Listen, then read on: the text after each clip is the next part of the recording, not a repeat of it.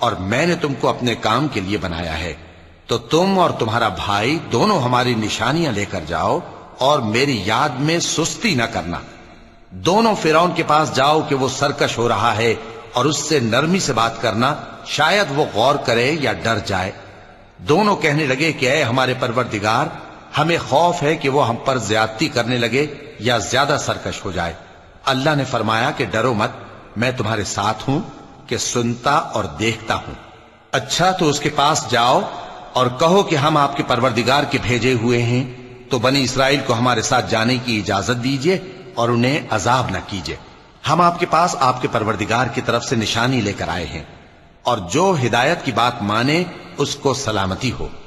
ہماری طرف یہ وحی آئی ہے کہ جو جھٹلائے اور منہ پھیرے اس کے لیے عذاب تیار ہے۔